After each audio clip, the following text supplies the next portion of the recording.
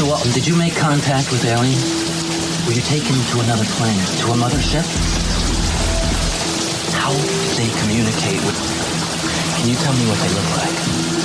Can you tell me how many of them there were?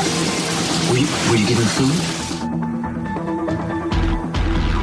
But the teachers are alive.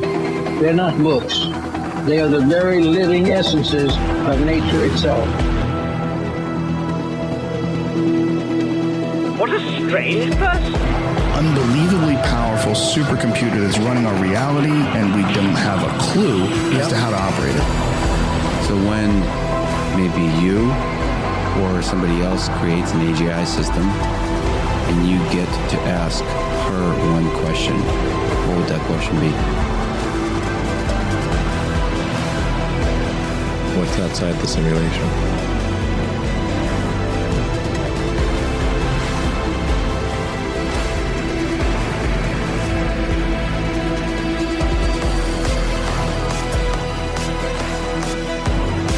Say in your mind, say to yourself, I am more than my physical body, because I am more than physical matter.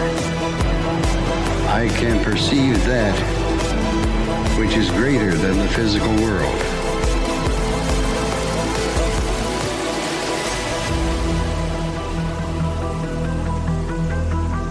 Do not know all the answers to the questions about reality. Do not claim to know the ultimate truth about life. I seek that which has been made hidden as a part of a family of explorers of consciousness. I am the Void Walker.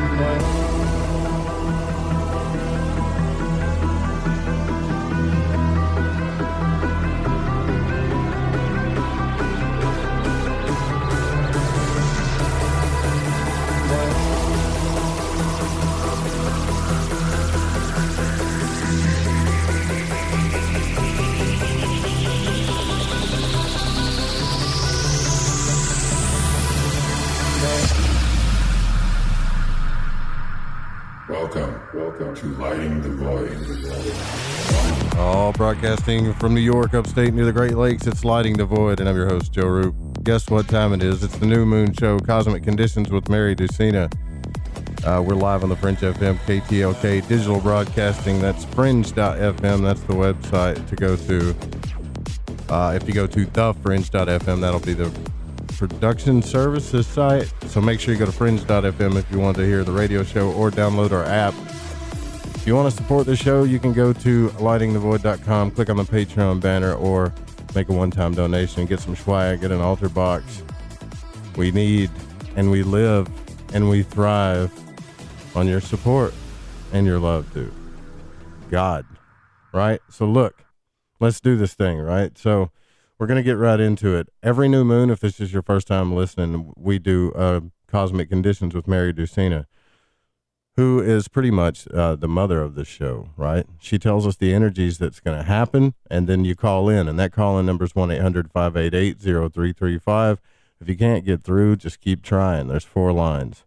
If you want to visit her website and get a reading, a full life-changing reading, and by the way, I've heard some people in the chat room who have gotten new readings from her and are just talking about how amazing they are and life-changing. You need to go to Mary Dusina, MaryDusina.com. Mary Dusina has been doing radio and is an old radio vet back from the Tampa area in Florida, did the first psychic call-in show.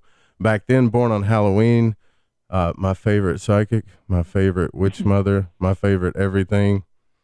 Regardless of, sometimes we've known each other so long, when you know somebody long enough, no matter how much you like them, you'll start to get under each other's skin, right? But she always keeps me in check, and I love her. Thank you for coming on, Mary.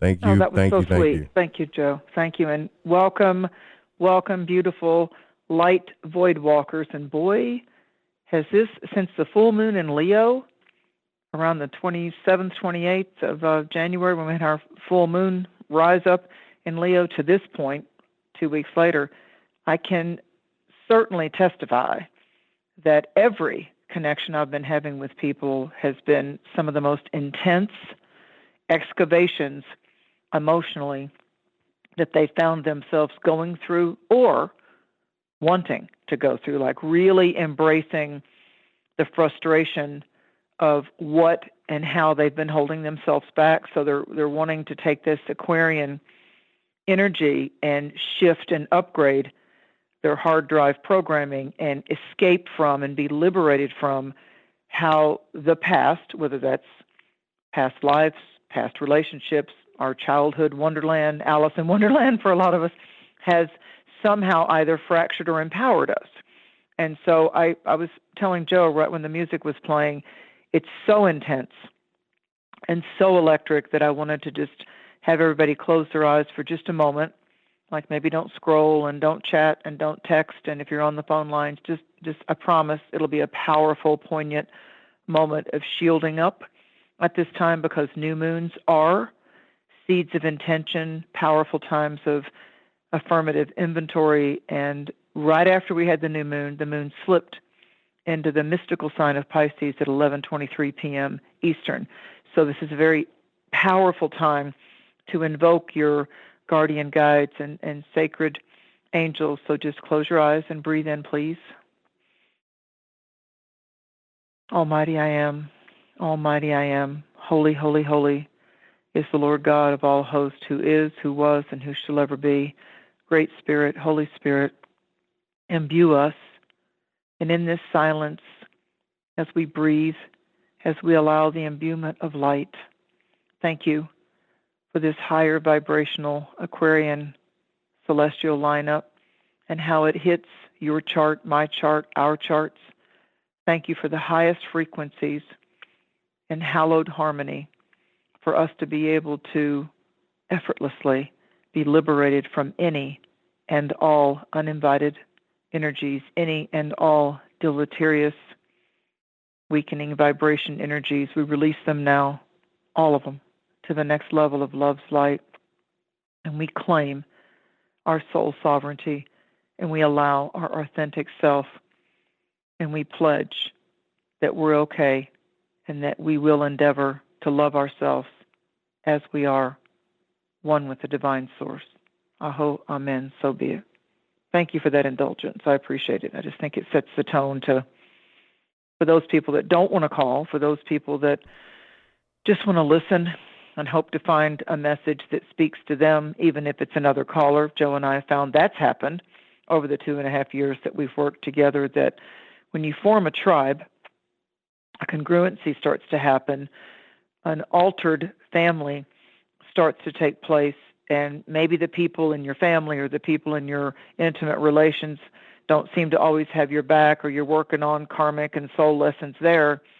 This Aquarian vibration of 2021 is helping us to connect with the ancestral tribe that is a match to our vibration. So like Joe was saying, not just someone that's always going to agree with you, but someone that loves you enough to listen and then to speak higher truth to you or speak support to you, even if you're in a rant or you're sad or you're frustrated or you think you've got it all figured out, and those that love you in the tribe are saying, Yeah, they'll say, you think you got it figured out, but you don't, Yeah. But you know what? It's all lessons. It really, if you can just shift that, yes, it gets up front and personal, and we cry and we rant and we have, sometimes unfulfilled desires and expectations, and which brings up the Leo Aquarius axis again.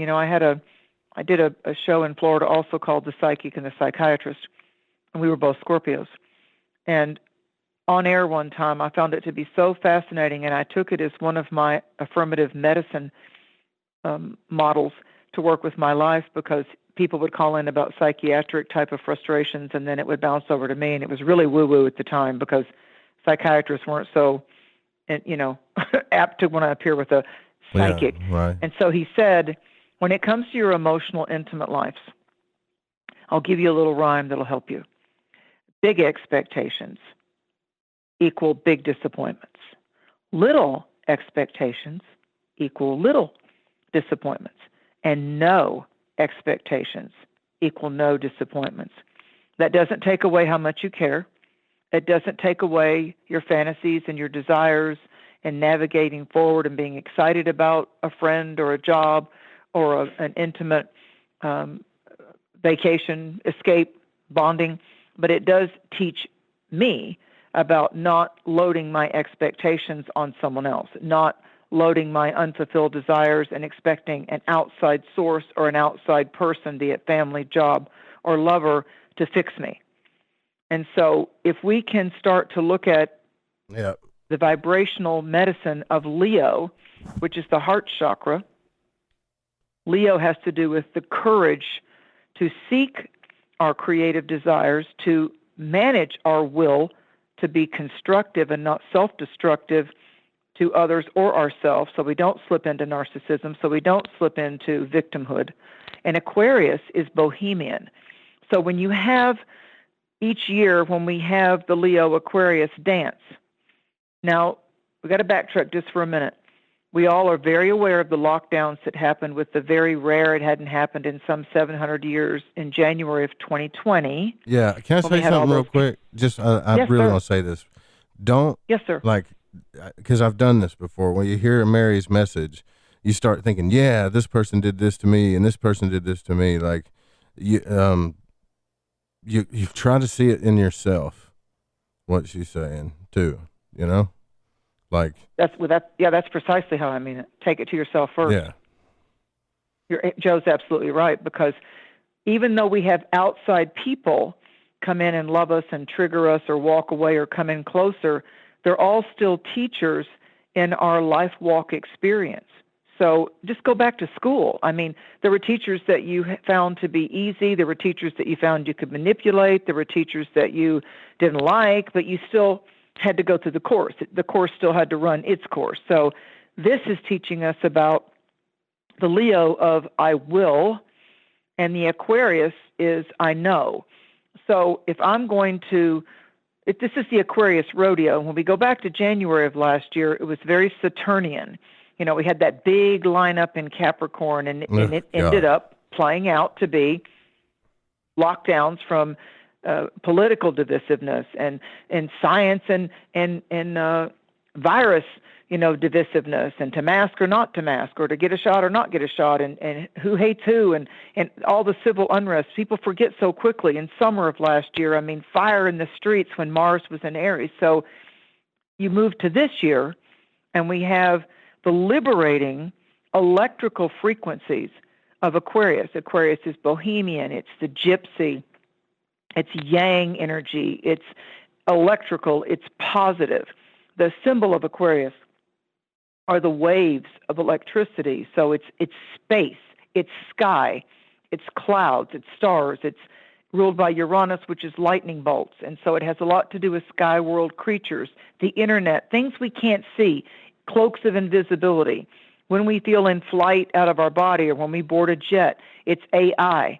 It has everything to do with not just such a massive onslaught of social media and fake news versus, what are you being programmed by, and any kind of news or media format, into the higher vibration of Aquarius, which is perception versus deception. So in PSYOPs, there's a thing called in mind control, there's a thing that's known as hiding in plain sight.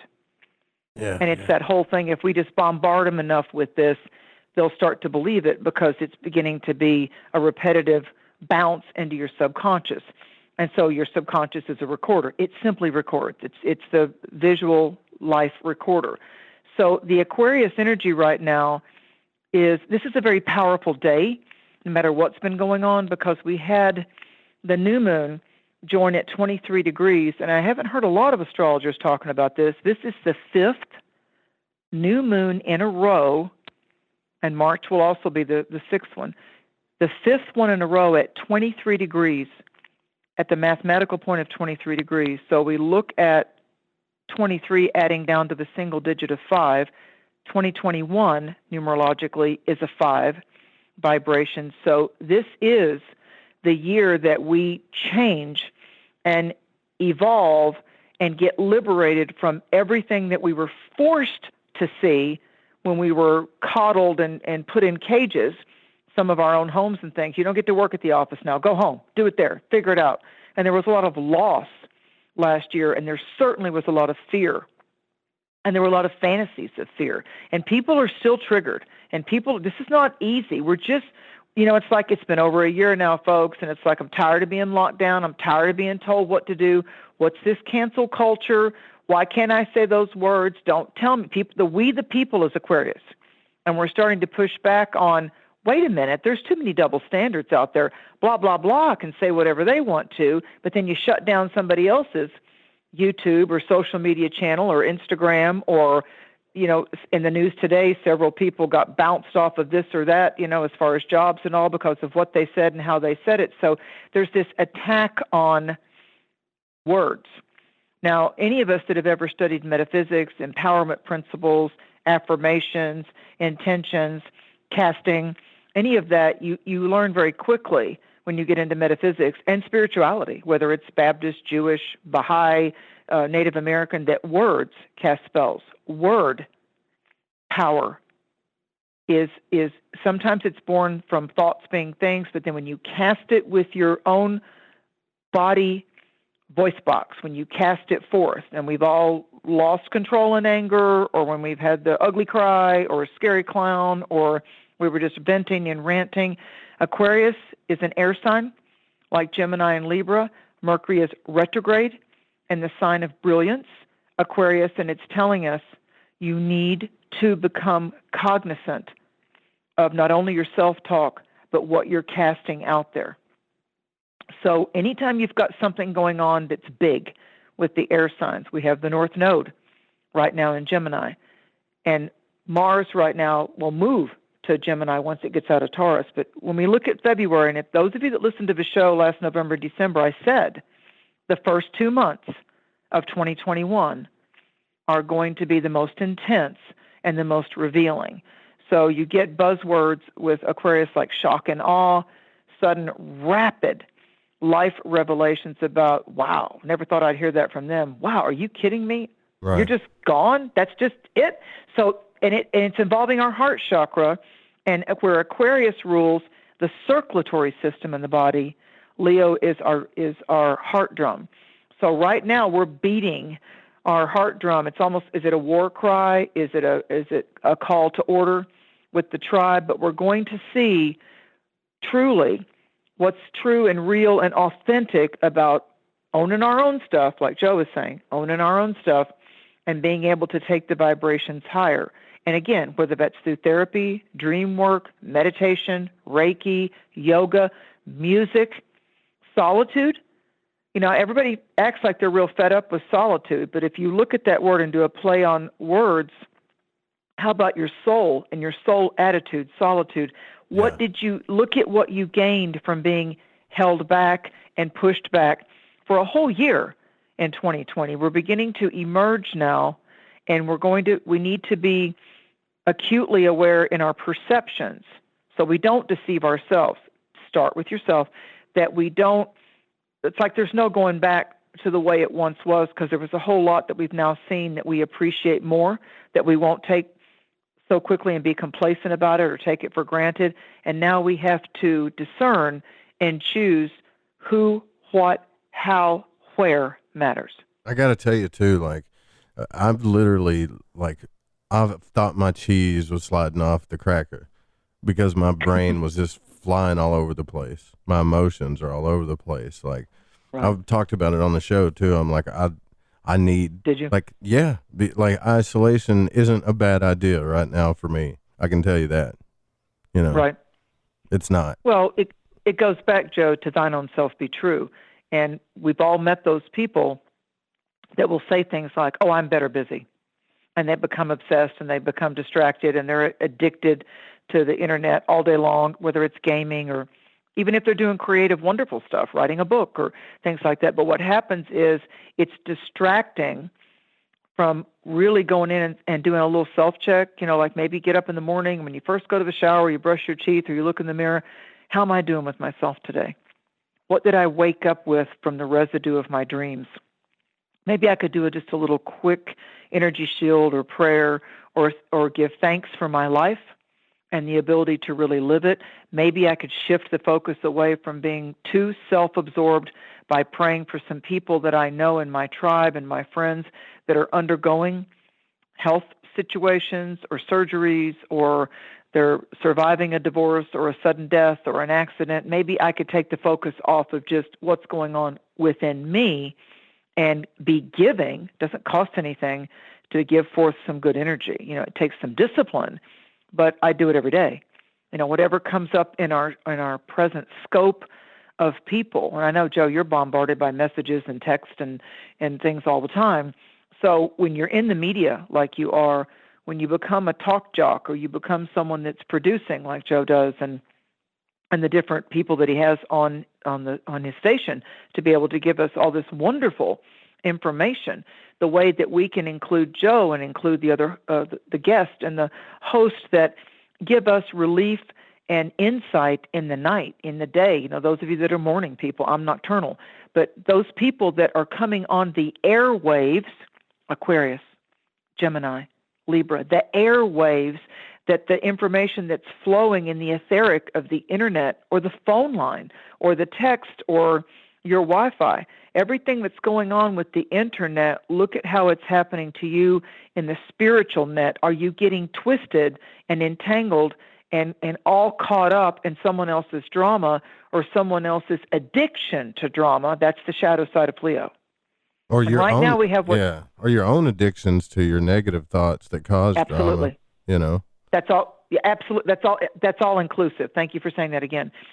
So one of the things to kind of monitor for this Aquarian energy is I don't get technical much because there's a lot of technical astrologers out there that you can go play with on the internet, but there's a thing right now going on called mutual reception. And that's when planets are involved in signs that are kind of not their home sign, but yet they're involved. So, for example, real quick, all this Aquarian energy, Uranus is the ruler of the air sign of Aquarius. Uranus right now is in the sign of Taurus. Venus is in Aquarius. Venus is ruled by Taurus. So you see how they're switching out there? So Uranus is in the sign that normally is very content for Venus. It governs Venus. And right now, because Taurus likes saying, I don't want Taurus and Libra and Cancer, they don't want confrontation. They might enable or they might avoid, but they tend to run from assertive confrontation. They tend to run from that. They would rather escape in some type of life pleasure or distraction or avoidance. So right now we've got Venus electrified. Aphrodite Venus is electrified in the very high-strung energy of Aquarius. So in our love life, we're receiving all kinds of odd, stimulating type of, not so easy, stimulating thoughts within ourselves. We're like, what was that about? We're all over the place. So like Joe was saying, Taurus is what grounds us. But right now, we've got the agitator, potentially Mars, in Taurus, alongside Uranus, the Great Awakener. Mars don't like to be in Taurus. No, it does not. No, actually, right now, everything's answering to.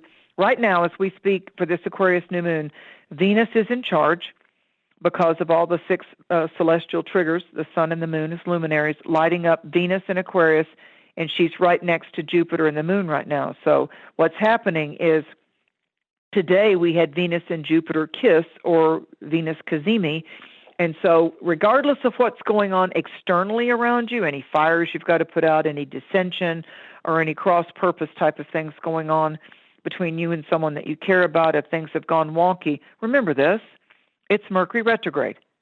So whatever seems to be going awry or getting delayed or combusting or erupting or being volcanic intimately or emotionally, you just watch by February the 20th into March the 1st how they either come crawling back or they realize the error of their ways. We realize the error of our ways. Right. And there can be some type of symbiotic harmony that happens. So I would urge you all not to take the fight too far, too fast, and too furious right now, because Taurus pushes back, but Aquarius wants to have that humanity and that goodwill toward all.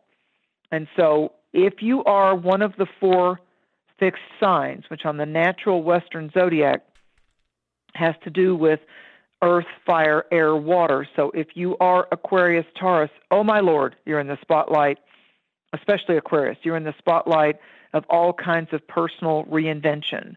If you're Taurus, you're out of your comfort zone because Aquarius is urging the earth signs, Taurus, Virgo, and Capricorn, to allow changes. Those signs don't allow changes as much as other signs. Like fire and air signs kind of welcome change and inspiration and sparks of fancy. But the earth and water signs tend to resist it a bit. If you are a Leo, all of this Aquarius stuff is hitting in your house of significant others. So if you've got a Leo rising, if you're a Leo sun sign, the last month has somehow brought you head to head with what's working for you and what your emotional needs are. And if you're feeling emotionally satisfied or psychologically listened to, if you really feel like there's still that flow of energy in your family or with your significant others, not just your intimate partner, but that's certainly a part of it. Aquarians are ready to smash a mold right now, and Leos are trying to be understood. If you're a Taurus right now, you've got the two agitators coming into your world, and at times you don't know whether you're coming or going. And what I would say to you, Taurus, is you're letting the little stuff get blown up too big. Now, I have to say that to you. It's not an easy time. I'm not trying to judge you, I'm trying to help you. But if you're a Taurus or a Scorpio, you just might find yourself getting overshadowed by the drama and the chaos, and that's creating the confusion within you psychologically, mentally, and emotionally, and you don't know what's up or down because it's coming at you too strong and too hard, and you're listening to too many voices, and you can't even shut off your own voice in your head, like the monkey mind's going crazy. For Taurus right now, I've got a lot of Taurus people talking to me, and they're just like, I just can't believe all this stuff is going on. So it's like it's like an electrical cattle prod. It's like, doesn't like the Taurus Aquarius too, like those people, when that stuff happens too, they get like physically, it affects them physically. They melt down. Yeah, they melt down. They lose their sleep. They start to have dental or teeth problems because they can't seem to, or throat problems or thyroid problems because it's the larynx, it's the voice box and how they're getting their message out. If they tend to shut down because of the stress, now that doesn't mean the Taurus can't be out there yelling and screaming or venting or running around the house talking to themselves, but it's still not getting the point across to where they feel the disruption is coming from. So Taurus tends to hold it in, Libras tend to hold it in, Cancer moon child definitely tends to hold it in. They don't want to speak until they feel like they've got some kind of workable compromise. And so they sometimes can speak things, get a war of words going in order to push the person away for a while because they really just want to run and hide until they figure it out. And they freak out because they can't control it. And if they can't control it, then they project it out to somebody else that they're pushing them. That's exactly what I've been doing. I swear to God on everything. And everybody that I talk to is like, dude, you're going crazy. Like, just chill, Well, so that brings me to this point. This is a great time for all of us to say, how am I doing really? And the second question might be, truly, and I'm not joking about this, is there anything that seems to be showing me my trigger or through my triggers or evidence of where I might be letting my fear, my sense of needing to control, my desires, my insecurities get in my own way? Am I, as the old saying goes, shooting myself in the foot? Yeah. Because Aquarius rules the ankles, the Achilles heel, and the circulatory system. So in order for things to flow, circulatory system, the blood to flow, the oxygen to get to the brain, the nervous system, that's air signs. In order for that in medical astrology, the air signs are our nervous system, the circulatory with Aquarius, and it's pumping. The veins and the arteries are feeding and doing the highways to the heart and helping to keep the earthly temple functioning. So what's happening is it's literally coursing through our veins, and it's literally our blood. The life is in the blood, as the Bible says. So this has a lot to do with our life force right now. So there's one little warning I'll issue to you. You can actually drive yourself bat crazy right now if you don't get a grip on where you're being obsessive or OCD or that you need to be right. And, just back off from talking to the situation or the job or the person or the scenario that seems to be trying to take you into a danger zone of explosive emotions. Just take a break. Just take a break and say, you know what, we're going to agree to disagree, and we're going to cool down, and we'll take this up later. We both take a break. You know what else? I actually tried. I did that too. I tried to do that, but sometimes it's too late. Like it's just too late. Then you got to accept what you did. You know. But here's the thing too. It may not be too late, Joe. They may have to process it. But I think you may have to process it. I think I get super overprotective of myself to the point where I project, right? Like that Cancer Moon stuff you're talking about. Like when I start feeling attacked and threatened, I feel that lump in my throat and that pain hit my chest, and I just start like trying to protect everything. Okay. You know? Here's how we can look at the signs as spices and flavors in our life soup. So here's the advantage of the positive side of Aquarius, whether you have it strong in your chart or not. Let's look at, no matter what sign we are, let's be really self-entitled for a moment. Now, what can Aquarius and all this stuff in Aquarius do for me? How can it help me? Yeah. Aquarius grants us the magic of being able to go aloof. If you tune into Aquarius, it's like David Bowie singing Starman. Yeah, right. You know, I can do that. So you can you can step outside of it. Aquarius lets you think about like Spock, or think about an alien, or think about Star Wars, and it lets you step out of it, or even AI, you know, where the robot goes, I do not compute that. So I don't understand that. You know, Siri doesn't understand that. Alexa wants to try to control you. It's like, no, bitch, it's not happening. So Aquarius lets you step out of it and say, what's really going on here beyond just my feelings, beyond just my need to be right, beyond just am I really deeply listening, or am I only half listening because I'm so busy formulating what I want to say back or what I want to say next? So Aquarius is like, pretend you're an alien. Yeah, be an alien, be an android or something, and step back and just listen to you, what you're projecting, what you're hoping for, what you're afraid of. Is it old stuff coming up again with new people? Yeah. And this Aquarius can give you the opportunity to say, you know what, I'm not going to play it. I'm not going to let myself play the same tune whenever I feel attacked or insecure or angry or desirous or whatever it is. I'm going to up my game, and I'm going to go aloof. That's Aquarius. Leo would be full bore emotion, but Aquarius is like, wait a minute, I can learn from this. I can be the silent observer, and I can I can step outside myself, just like an out-of-body experience, but consciously. I can watch, this is a dream. This is a living oracle card scene playing out in front of me. Don't have to go do my tarot cards or listen to that, because it's playing out right in front of me. These are the cards and living people in my life right now. I'm literally having an oracle movie in my life right now with this tsunami of Aquarian energy. So how can I take the vibrational lesson in my Soul School 101 and get the lesson and graduate and pass the test? Yeah, because if you pass that test, you're going to get peace. Yeah. Well, okay. Well, you get peace by not letting the anger or the emotions or the OCD or being all over the place because of what spiraled you out of center. You know, Aquarius is like, stay in your center. Stay in your center. Be the yogi. Right. Be the priest. Be the rabbi. Be the counselor that someone would come to saying, I am so wigged out, I've got to talk to somebody. But when you go and pay the therapist or the astrologer or you go actually to the church or the synagogue and talk to those people, you're doing a very serious investment of time or money for that counseling. And so, you know, the old saying, if you pay something, you'll pay attention. Well, couldn't I don't want to get, you know, like make this too simple, but I kind of realized, like, couldn't you just like smoke a joint or something? Just chill the hell out. Absolutely. Go get a Duncan Hines cake mix and throw some cannabis in it and make yourself a nice breakfast cake. I see. Or have a little piece before you go to bed.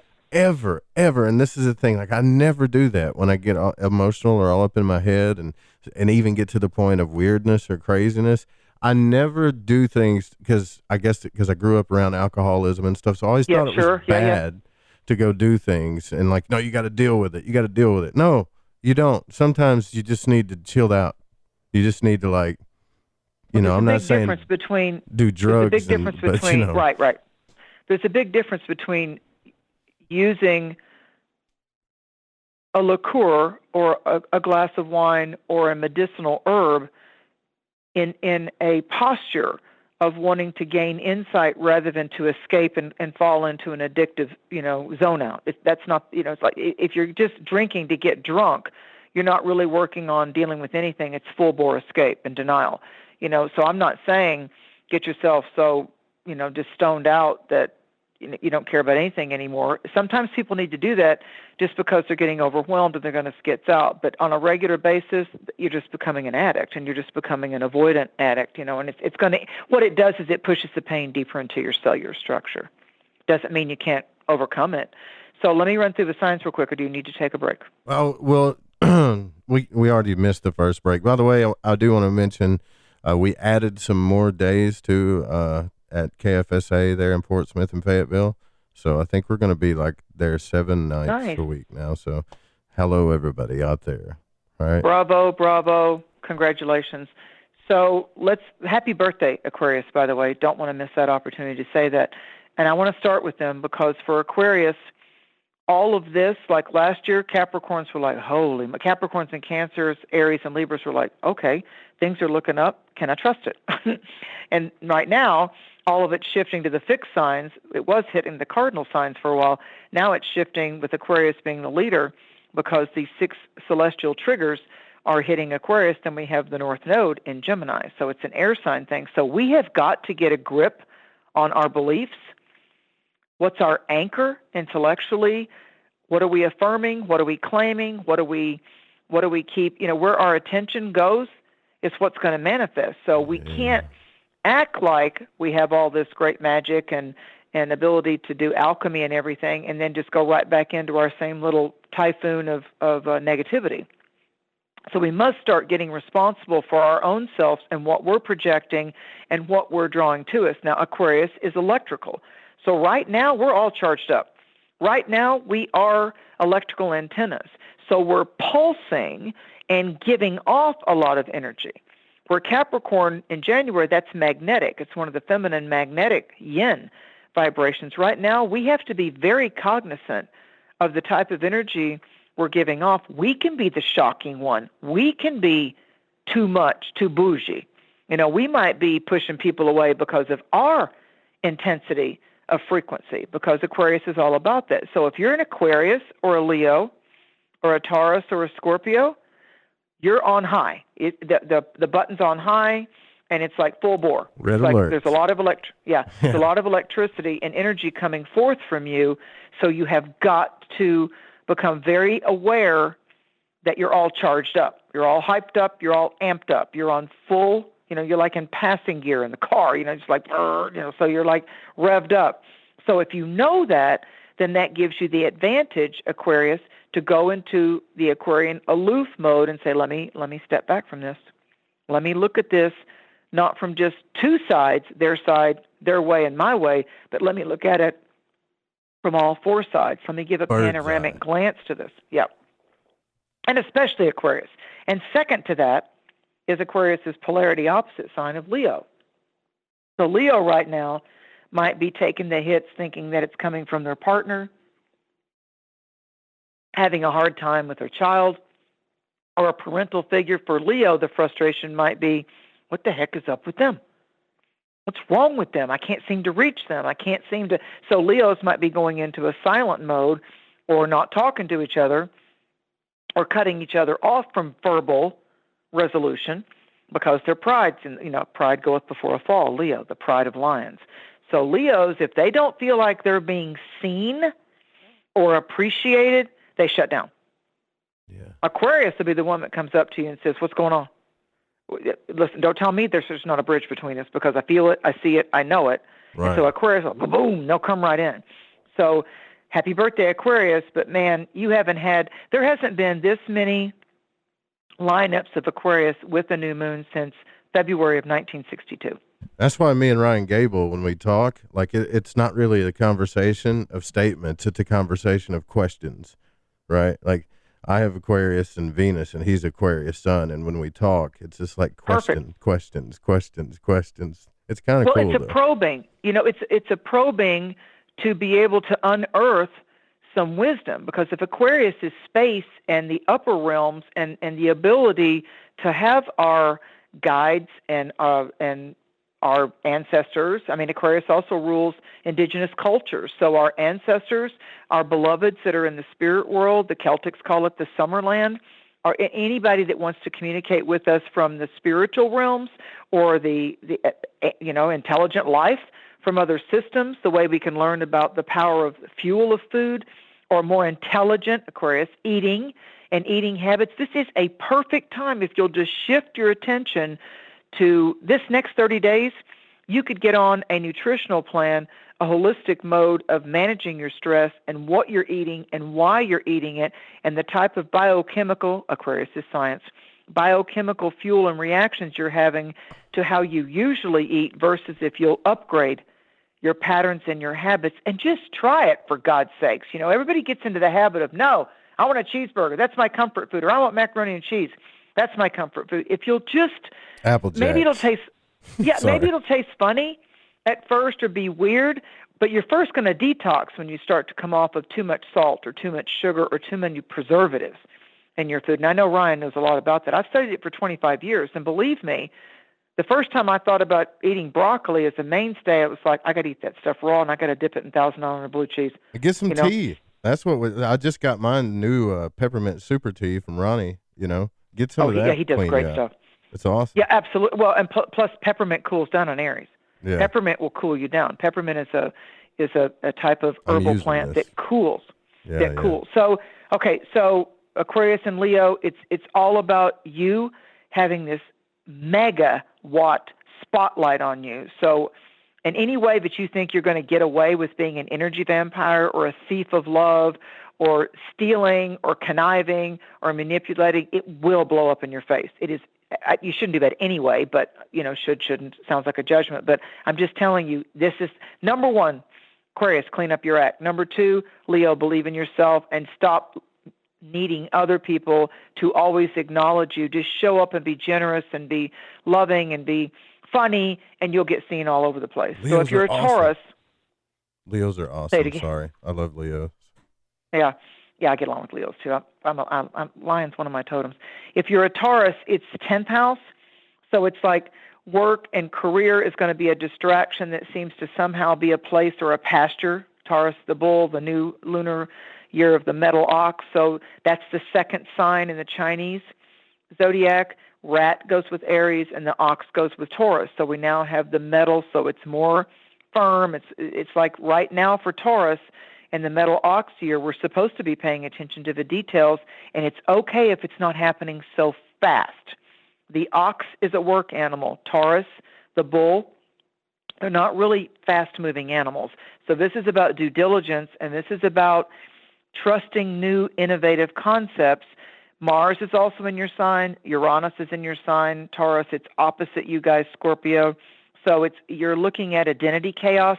You're diving into, it's Alice jumping into the meeting up with the Mad Hatter kind of a thing. I'm late for a very important date. The Mad Hatter can never relax. That's the Aquarian energy. And the Taurus is like the Cheshire cat up in the tree smoking the hookah, going, yeah, what's up? Is anything real here? That depends on how you want to look at it. So it's like, it's like for Taurus, it's like they're in a spin zone, but where they're going to find their feet to be grounded is if they can try to really identify what's driving them crazy, what's spinning them into chaos, and maybe take a look at the people. If you've got Venus in Taurus or rising or moon in Taurus, look at the people that you're allowing to leash you and spin you around or crack a whip in your emotions or your psychological. Is it mayhem or is it musical or is it mayhem and madness? So Taurus is all about that. What's soothing versus what's psychotic. So Scorpios with Uranus and Mars in your opposite sign, in your polarity sign of Taurus, for Scorpio right now, Scorpios are pretty much needing to find their focus to do with career excellence, and they need to, especially Scorpios that tend to get wigged out easily anyway, Scorpios need to stop letting other people distract them, and they've got to focus on quality of content. So for Scorpios, they're going to lose the job, or they're going to lose the connection or the sale, or the opportunity if they allow their personal life to distract them at all. So for Scorpio, it has to be, you need to keep your eye on the prize. And the prize probably isn't a human. The prize has probably got to do with your soul and your life's purpose. Yeah. Yeah, and getting ahead. Yep. Now, Gemini and Sag, North Node is in Gemini, so there's teaching. There's new protocols of study. There's your skepticism. Geminis can be skeptic. Your skepticism can shift toward more aha moments. I see more committed teachings or learning or classes, but Mars is in your 12th house, Gemini, and Sagittarius Mars is in your 6th house. So you've got to put a halt on any type of toxic habits, because Gemini runs on a high nervous vibration. Mars in your 12th house, you get ahead of yourself, it could be the problem in traffic. Not even going to name it, not even going to give it life. But if you're a Gemini and you're traveling, you need to stay focused in your transit pursuits, especially with Mercury in retrograde. And if you're a Sagittarius right now, they're going through some kind of community, neighborhood, community, like how the community or the neighbors either accepting or rejecting what's going on around Sagittarians. And Sagittarians just want to show up, do their job, and not be bothered. Yeah. But with this Taurus energy, it's like Taurus is the hired hand at the rodeo. Saturn is the one that financed the whole rodeo, the Aquarian rodeo, right? But Venus and the moon are saying, I got this, I'm going to put on the show. So Mars gets frustrated that it's just the hired hand, go get the bulls, move them, do this, do that, get the gates locked and everything, make sure the rodeo clowns show up. So it's like Mars right now is the grunt work. So the Taurus factor is what's making us have to pay attention to detail. So if you're a Sag or a Gemini, your allies in the community can be both revealed for who's for you or who's against you. You're going to learn if you're a Sagittarius who's got your back and who doesn't. And I will say this to you, Sagittarius and Gemini, forget about what the words they say. Who shows up? Who's doing the action of being supportive? Who's following through with not just words, but what they say is what they mean? That's what Gemini and Sagittarius have to look at. And if you're a Virgo, Pisces right now, I feel that you Pisces people, you're clearing something that's at least 7 years, maybe 14 years worth of stuff that you packed down in the last 7 years especially, but it could go back to 14 years from 2021 as well.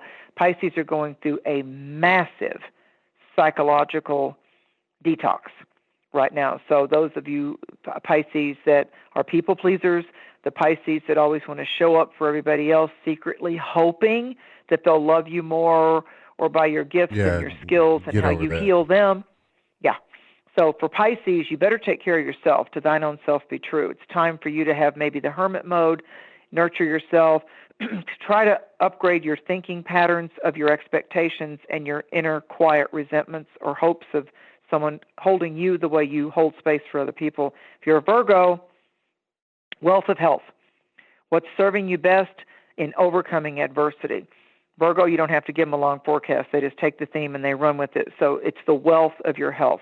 And if you're a Libra or Libra rising or Libra moon, younger people, children, people that are younger than you or can be a source of inspiration or can help you somehow have some kind of like lightning bolt of awakening, like a real epiphany, aha moment.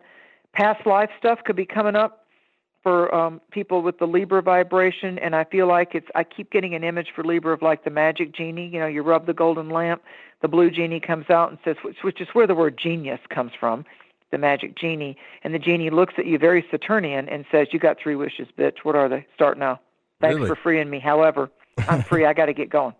So for Libra and Libra rising, be careful of what you ask for. You may manifest it. And for Aries, it's an 11th house, which is the natural zone or room of Aquarius. So for Aries, I always say the A-team, Aries and Aquarius, can work well together. Your allies are shifting, new groups are forming, there's long-term visions and better liberations that are coming around you, so don't let other people trigger your brakes. Don't let other people do that to you. But it's an especially powerful time. And I must say a couple of astrological teachings here holistically, like evolutionary empowerment astrology. This new moon, write it down, this new moon ties into the July 23rd and the August 22nd full moons. Yep, that's right, 2 of them in Aquarius. The 2 full moons, July the 23rd, 2021, and August the 22nd, 2021, also brings up this Aquarian vibration. But this is the garden, this is the new moon, the seeds, and those 2 full moons are the fruits that will bear. So that's how you become a time traveler with astrology. That's how when I'm working with someone's next 6 months or their year ahead, I'm like, listen, pay attention to who's around you, what's the struggle, what's the benefit, what's the blessing, what's just starting, what seeds do you yourself want to weed out of your garden and apply this, because the fruits, I can tell you when the fruits are coming, July, August. That's when the fruits are coming, when the sun's in Leo, and we've got 2, which is rare, 2 full moons back to back in the same sign of Aquarius. So that's the timeline. And then I just want to also mention that we had Venus and Jupiter kiss today, and as we go into the actual Lunar New Year, we're there now, it's Friday the 12th, Mercury is joining with Venus at 11:48 p.m. Pacific time today, I'm sorry, that's right, on Eastern time zone, we're already in Friday. So on Friday the 12th, I'll clarify it that way, right before 11:48 p.m., Mercury, the messenger, is going to join with Venus. So Mercury and Venus are going to meet up in a conjunction in Aquarius. That's really powerful because the moon's in Pisces. And then we're going to have Mars and Taurus meet up in a sextile, which is very positive, 60 degrees, with Neptune in Pisces, while the moon is still in Pisces. Whoa, so Neptune in Pisces, that's pretty deep, right? Like, yeah, it is. We're very psychic coming into Valentine's Day. We are so psychic, and we have the potential for great dream imaging, meditation, ceremonial. If you can just do something ceremonial, magical, spiritual, connect with Great Spirit, Holy Spirit, the Creator, by whatever name you wish to connect with it. Oh, my Lord, is it powerful and beneficial for healing? I would call Friday and Saturday, the 12th and 13th, 2 of the most powerful days for healing, doing release work, and granting healing to other people through your own life force vibrations that potentially won't come up again until like August. And then Mercury will join with Jupiter, the great expansive energy in Aquarius. So if you're in Aquarius, if you're connecting with an Aquarius, this is your time. And I'm telling you, your ideas have great merit. Your ideas and what you can put together and how you can broadcast that might be literally for some of you, how you can broadcast it, write it, make memes, make little snippets of videos. I mean, if you're Taurus, Aquarius, you're more powerful right now than the way a Gemini can get something out there in the media. So work with that aspect of how can I be uplifting and creatively inspiring with my visual message. What about your, do you do the secondary, like I have the secondary progression, the evolutionary side of it is in Taurus. Sure. So in other words, you know how they say your sun sign's in Aries, but over time it turns to the next sign or whatever. That's okay. Your natal chart is always the strongest. All right. Secondary progressions are the current lessons. Gotcha. Okay. So you're in Taurus. If your secondary progressed sun is in Taurus, like the moon changes signs and progressions every 2.5 years. Every 2.5 years from point of birth. So that's why when you're about 28 years old, your moon comes home. It's a big lunar return. It's like you're going to have your moon in your home sign when you were born for 2.5 years. So when our moon is, I follow the moon progressions primarily because that's our emotional state of being. Right. So yeah. I think the most powerful progression you can look at is where is your progressed moon, and you can find your progressed moon. That's what you want to find, and that'll stay there for 2.5 years. So the final thing I want to talk about is over the 17th, we have the first of the 3 big newsmakers. It's already in effect now, actually, because things wax in strength before the actual date, and we're on Friday the 12th. So the 17th of February is the first of 3 times that Saturn and Aquarius will clash with Uranus and Taurus. So Saturn's about do it my way or the highway, and Uranus is about who you talking to. Yeah, you talking to me? Now, surely you weren't talking to me. So Uranus is the rebel the gypsy, the revolutionary, the alchemist. And Saturn is trying to lay down rules and judge you and say, well, if you don't do it this way, then I'm not going to give you my affection. Yeah, okay, bye. Big planet out there. Yeah, that stuff triggers me too, man. Like bad, like what you just said.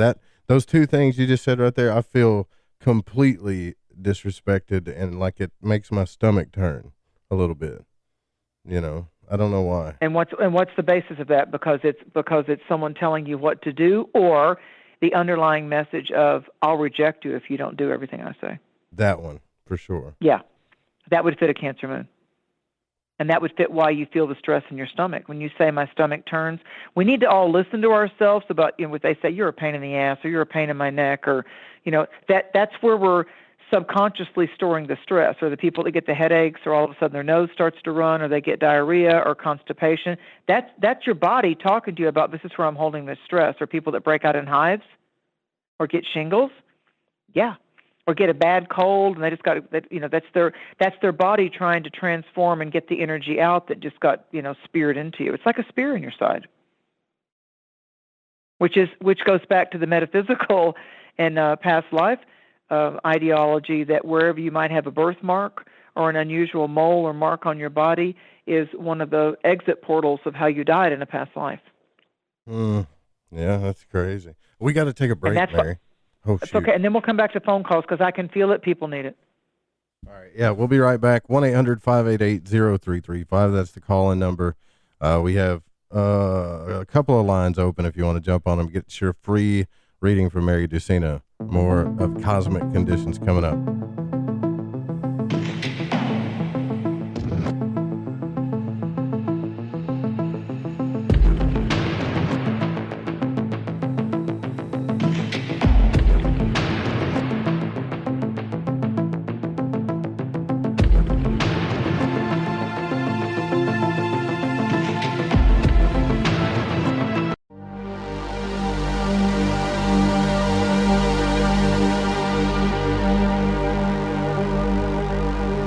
Did we get through all the signs? Mm-hmm. I've got one more thing I need to say to Virgo, though. All right. Here we go.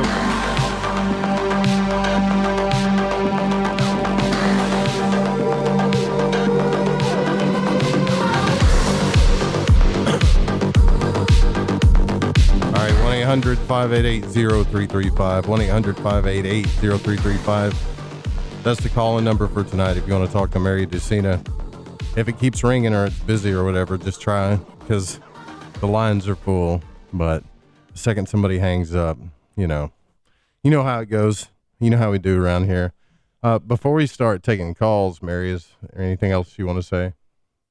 I wanted to also point out for Virgo and Pisces, especially for Virgo, once Venus shifts into Pisces and we come to the full moon this month between the 25th of February and the 27th of February, this is such a rich time for you Virgos to move into the harvest of your already accrued holistic spiritual skills. Like, I really feel that this is a ripening harvest cycle for Virgo people, especially to be able to pull back up those files that they already did a lot of hard work with.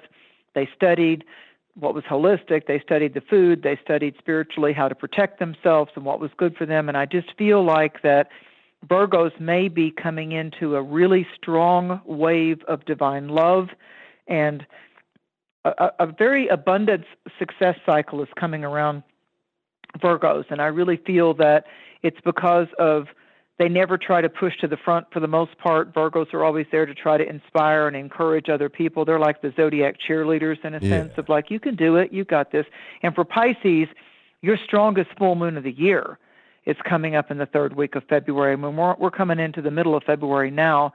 So with all this Aquarius, if you're a Pisces or you have strong Pisces in your chart, your guides, those that love and work with you of a spiritual nature, your angels, you may discover that there's a new shift of an archangel that you're drawn to. Learn the colors, learn the message, learn what that archangel's name actually means from Aramaic or Hebrew. Like, go more into angelology the animal totems and spirits that work with you. Pisces usually are drawn to the sea and dolphins and octopus and stuff like that, but I feel like it might be more a grounded land animal for Pisces. So I just feel like that you're about to come into the forefront, Virgo and Pisces. That's about to happen around the 20th to the 25th of February. So your time of spotlight is coming. Get ready.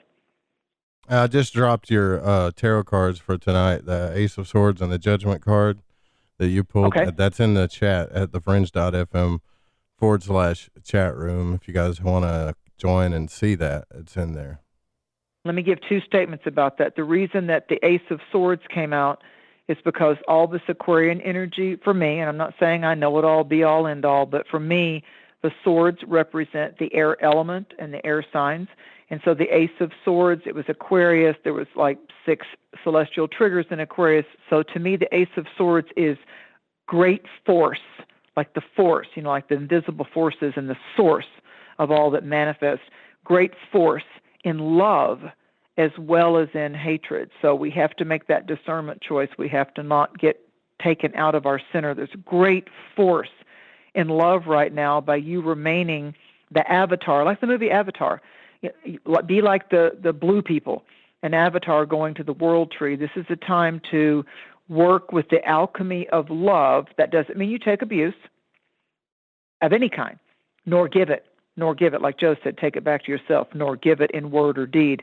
And the other card that comes up has a lot to do with where we are on the medicine wheel. Right now we're in the north direction of the medicine wheel, so it's about praising, honoring, remembering, and calling in your ancestry and your elders, those that are here to support you, that maybe they've slipped their skin, but just because they've slipped their skin doesn't mean you can't invite them in for empowerment to work with you, because they're right there. I mean, they're right there. So the Judgment card, you'll see the Indian influence of it. We have Great Spirit represented by the eagle, and you have the figure in the card is offering up their arms of praise. And the Judgment card, when you look at the Judgment, I mean, we're in the 2020, 2021, and instead of picking the World card of 21, Spirit told me that it was the Judgment card. Look at all the judgment that's been flying out there. You're you're racist if you do that. So the Judgment is saying, come back to yourself. You don't need anybody else's approval or judgment that you're doing or feeling or saying the right thing. To thine own self be true. As long as you're okay and not sitting in judgment on yourself and you're not casting aspersions on other people, then your arms can go up and you can plug in electrical Aquarius. You can plug in to the heavens and all that supports you from the shining eyes of the stars.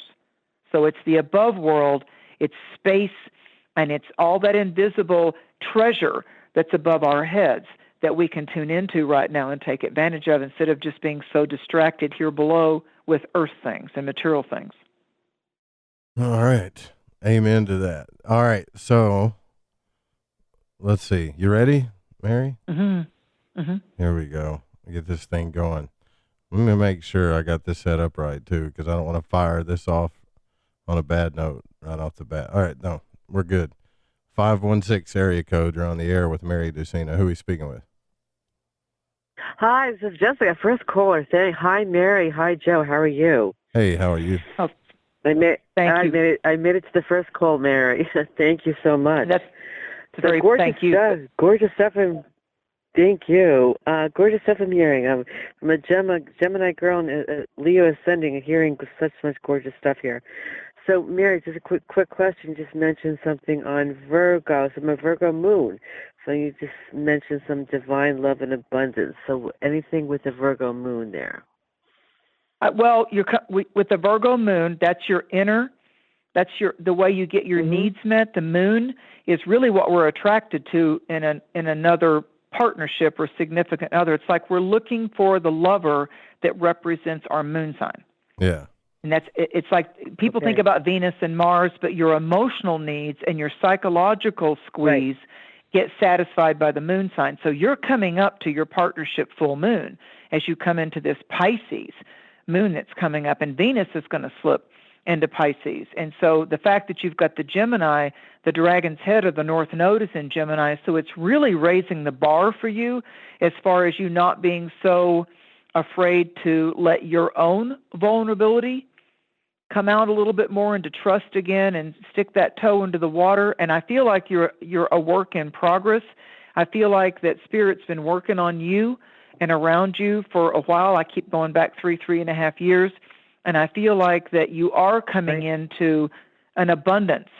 They tell me you're coming into an abundance arena, an abundance tent, like that when you're a little kid and you get excited because you're actually going to go to the circus and see the animals. So I feel that you're coming into a blessing way, as the First Nations people call it. You're coming into an abundance or a blessing way in a lot of different levels as you come into the end of February. And I feel March is just a sweet spot all the way for you, all the way. It's like you're in the process of whichever symbol you want. You're shedding the old skins, or you've actually eaten your way out of the cocoon and it's time to fly. You're the butterfly. I think so. I think it's about that time. Anything else you might want to add? I just feel like that, one of the lesser known symbols of Gemini is the butterfly. And a lot of times mediums will see butterflies as souls. I do feel like that whether you're asking for it or not, I feel like that you're going to start to sense comfortably like some loving presence around you. I feel like in your dream lodge, in your dreams, you're going to have like your guides show up and like in a dream cloud. Let's have coffee together. Let's have a glass of wine. Let's have some space tea. I mean, I feel like that's going to be happening with you, and you need to journal or write those down, because you might be writing a novel. You might start to work on a script or a novel and put in fiction form some of the mystical or life experiences, but put it almost like in a fiction form or a storybook or like a fable or a fairy tale. There's something whimsical about it. And maybe I'm feeling a children's book or something, but there's something that you're going to do, but you're going to be like a legacy that you want to inspire people with it. It's very strong. I feel that. I do a lot of journaling, and I have done that for a long time. And so that's gorgeous stuff right there. Thank you so much. Yeah, well, it feels like you're going to somehow pull it together, and you're going to want to make that body of work and that skill that you have. Some people can't journal at all. I mean, it's like really hard for them to do it. No. Somehow I think you're going to take the best of the best and somehow put a composition together that could be like a little Life 101 encouragement thing for teenagers or younger kids or a parental something. And it's going to be something like that you want to put it together, and it's going to like launch a whole new interest for you and a whole new audience for you of how you reach people. In a seminar, in a podcast, something's coming. That's beautiful. Can I tell you about a quick dream I had in the summer? I had a dream that, first of all, I was pregnant, which I wasn't, but I had a dream, but I sent that to pregnant in many different ways, but I had a dream that I was asked to speak in front of thousands of people to talk about spiritual things. And the pregnancy is always, you're pregnant with possibility. Mm-hmm. You're pregnant with possibility. It's a pregnant pause. It's a pregnant with creative possibilities. Oh. Rightio. Thank you for your call. That's a good reading, right? So thank you for calling. Mm-hmm. Really appreciate that. All right, guys, we got one line open here, so you can jump on it now. There it is. I don't even have to finish what I'm saying before somebody gets through most of the time. All right. That's the way it is in terrestrial radio, too. It's like, okay, here we go. 620 area code. You're on the air. Who are you speaking with? Hi, Joe. Hi, Mary. This is Ashley from down in Texas. How are you guys tonight? Good, Ashley. Hi, Texas Star. Do you have a question, or do you want me to tell you a card? I just want you to pull a card and let your guides just give me whatever message I'm supposed to have. Okay. Somehow I feel like that you're looking over the horizon. I got the Two of Wands for you, and I see you gazing out on the horizon. And I want to tell you that you're in a little bit of a waiting period, but it's not a frustrating waiting period. It's like there's some ancient part of you that knows I'm like percolating. This is a process. There's a big difference between when I cook something in an iron skillet, like a country girl knows how to do, or if I want to cook something in a crock pot, or I'm roasting a turkey. That's going to take longer for me to do that. So I feel like that all the components of the recipe of things that are going to be better and more favorable and flavorful for you psychologically and emotionally, they're still cooking. It's like it's still percolating. It's still cooking. It's still coming to the point of completion. And I'm really drawn to the second week of March. I feel like that something seems to be, oh, look, there's the timer. It's ready. The stove's going off. So there's something that's almost, you're like at the door of it. It's like right there, but it's got like the last hour of the turkey that you're baking or the roast or the pot roast or whatever. And I feel like that you're close, but you're still in that interim cycle of, I have to be patient and I have to know that it's a sweet spot. I can't let doubt creep in. I can't let the past fears try to overtake me. So the Two of Wands represents the fire signs. And the fire sign energy in your chart is about aspiration and what inspires you. So look at those two words to help keep you from getting either bored or restless. What am I aspiring for? Where's my aspiration? What inspires me? What might I read or watch or get involved with that would be inspiring to me while I'm waiting for my dish to be finished? So it's aspiration and inspiration. Those are the two themes and mottos that I want you to work with as your soul homework. There you go. And it's work. It's work. You've got some work to do. But those are good words. Those words can bring you easy answers, Ashley. What do I feel I'm aspiring for? What is an aspiration that I celebrate, that I'm excited, I want to get more involved with? And what author, what YouTube, what meditation, what book, what personality inspires me to be better, not bitter? So you're overcoming. You've overcome a lot, but I feel like you're now ready for the main dish to come out of the oven and be served to you, whether that's a dessert or a main course. It's like you're coming to the feast. For some reason, I want to work with you in food pictures. So I hope you're allowing yourself to indulge in some of your favorite foods, because it's interesting. It's interesting the way spirit will take me into mechanics or food, or it's just weird. But anyway, those things may be literally true with you, that maybe you just need to, do a break dance with some kind of great food. Break dance and food. Thanks for calling, Ashley. Are you going to do a break dance? Yes, thank you, guys. And eat food at the same time? I'm actually getting ready to have a snack because I'm hungry. So there you go. Have a snack and stay with us. Have a snack and come on back. That a girl. Go eat. All right. Thanks for your call. Thanks, Ashley. All right. Bye-bye. All right. We got one line. Never mind. No, we don't. I'm not even going to say that anymore. All right. Look, 407 area code. You're on the air with Mary Dusina. Who are you speaking with? 407. You're on the air. There you go. That's you. Is this 402? 402 maybe, Joe. This is Brian. Hi, Mary. Hi, Joe. Why does it look like 407? That's my eyes. God, I got to get glasses, man. You're right. It's 402. No, maybe it's numerology. Maybe it's 402, but you saw 7. Maybe yeah. What's up, Brian? 809. Not much. Hanging out. This is awesome. This is the first time I've talked with Mary, so this is cool. I'm excited. Thank you so much. Do you want to like oh, she's going. Never mind. I'll shut up. Yeah, you have like a sage teacher, like you're an enthusiastic student, and you just really, it just like really quenches your soul thirst to engage in conversations and knowledge and dig deeper into things. Like you're not scared of going down the rabbit hole at all. I mean, the Matrix was probably like really inspirational for you. It's like, yeah, Neo, let's go. I'm ready to levitate. Agreed. So I feel with you that you got the Wheel of Fortune as your tarot oracle message. And this, yeah, I like this card. This is the Wheel of Fate, and when it gets ready to turn. And in the older tarot decks that were designed by Pamela Coleman Smith, you have a king and a queen, and the king is kind of like toasting his golden chalice up to the fates of destiny, going, okay, now it's going to be an easy spin, right? Like, you're not going to kick my ass, are you? And the queen is just like, I'm going where he's going. I don't care.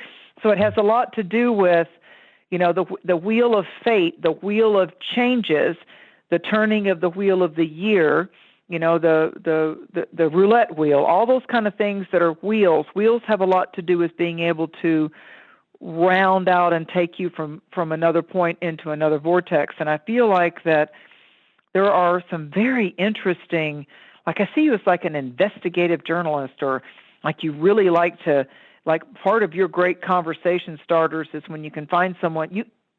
Okay, Spirit just said he has to be intellectually compatible with whoever's going to be his mate. They have to be in sync with beliefs or 100%. or conversation or intuition or intellectually. It's like somebody can be pretty and titillate you all they want to physically, but eventually you got to talk, and eventually you've got to see if you have a cohesive flow between you as far as really mental strength and similar ideas and ideals.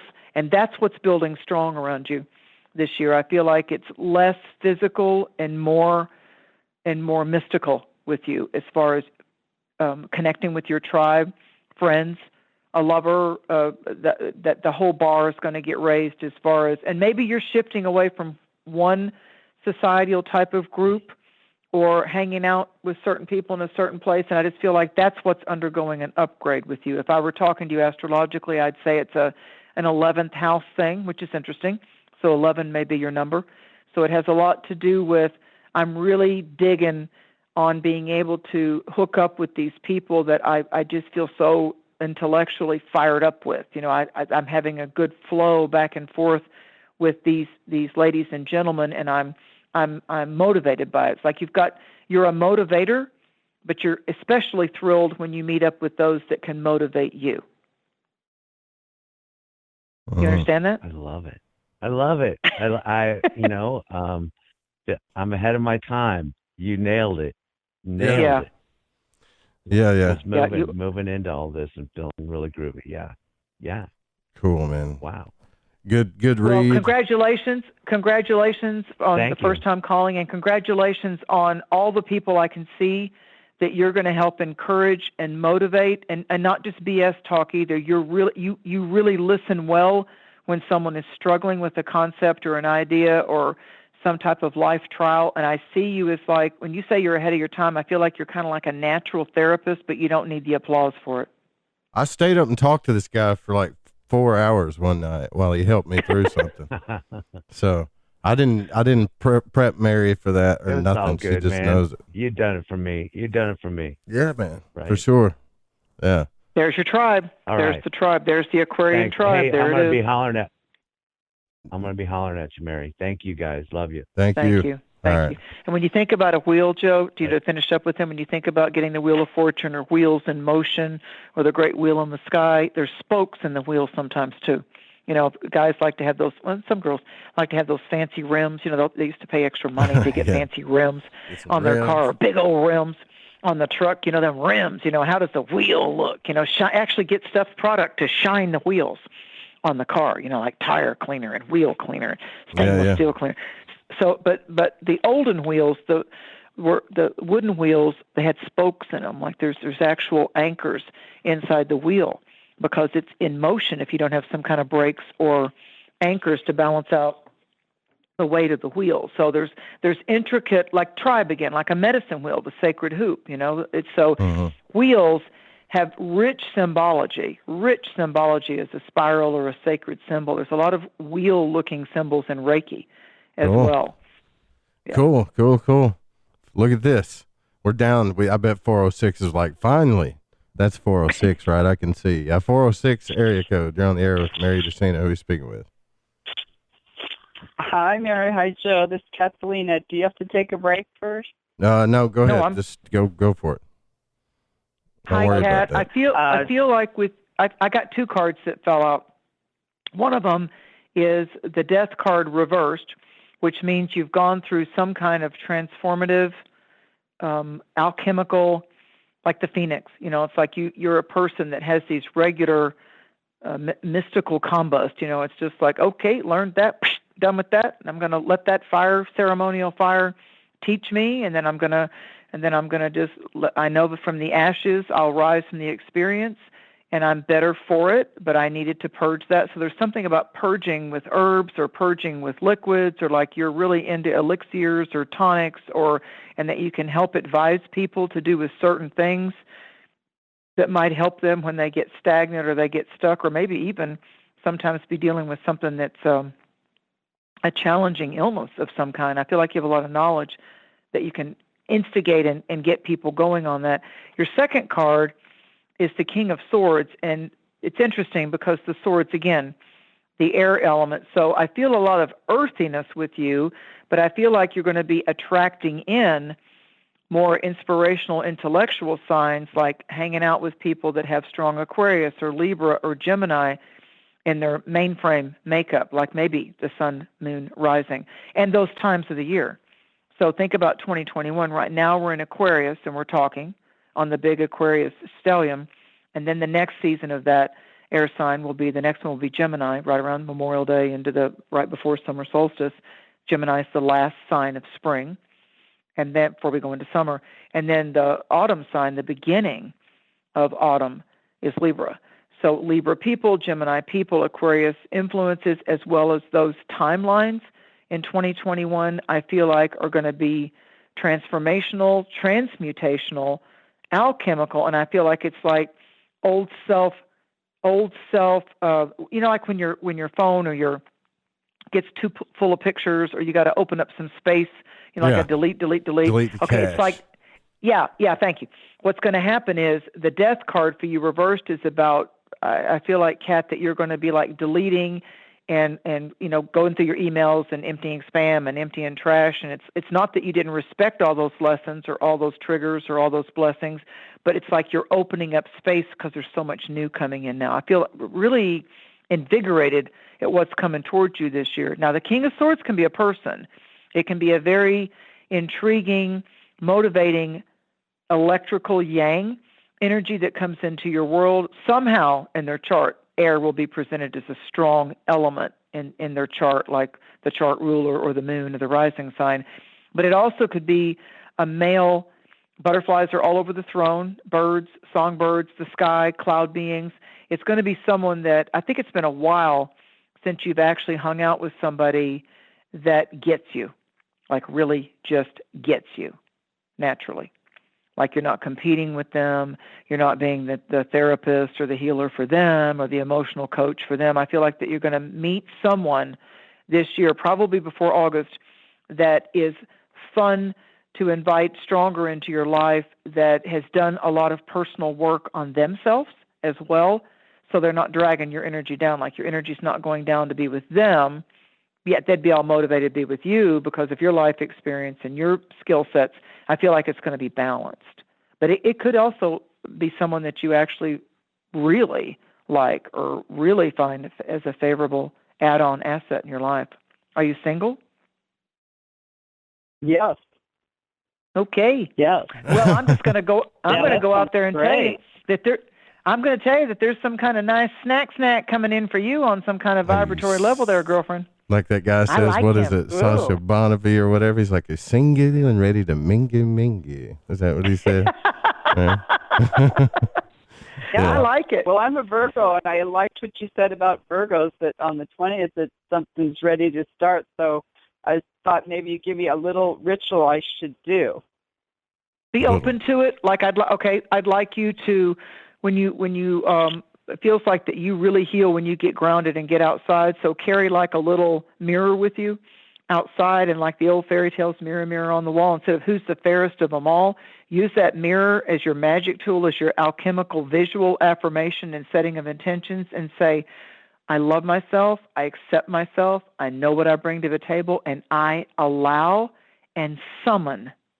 I allow now and summon my harmonious mate.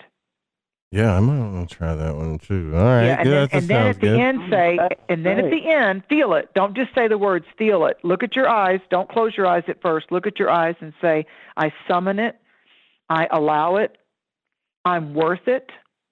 I can match it.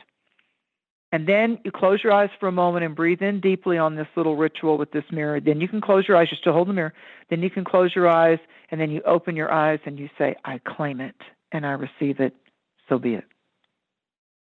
Yeah. Oh, thank Good you, Mary. read. I'm going to go write that down so I don't forget. And big plus hugs Joe to you will, and Joe on Joe will he'll upload the replay, so then you can write it down then too. Yeah, But yeah. I tell you, a really good time to do it would be tonight, next couple of days, and then again as we come into, as Venus goes into Pisces and close to that, and very close to that full moon that we're coming up with, because Venus will slip into Pisces. Where is she? I just saw it before we go. Oh, yeah, Venus goes into Pisces on the 25th, and that's the waxing full moon that will be coming into. So it's just going to be really, really powerful as we come toward that full moon exact point in Virgo. It'll be waxing in Leo. So that's the heart chakra and love and adding fire to your desire. But you got to claim it. You can't just, allowing's important. That's the invitation. And then you got to feel it, that you will not block it, that you are now calling this into your life, that you're ready. You know what you bring to the table. You can feel that. You've done your work, and then you close your eyes, and whatever you inhale is what you're allowing to come in magically, spiritually. So you inhale that love that both you will give and that you will be in concert with that other being manifested from the heavens, from the as above to the below, and then you open your eyes and you look in the mirror and say, I claim it, I receive it, and so it is. So be it. There you go. Good one, Kat. Awesome. Thank you, Mary. Thank you for calling. Thank you, Kat. Thank you so much. All right. Okay. Good night. Bye-bye. It's interesting that her nickname is Kat because felines are ruled by Virgo. Yeah, that is interesting.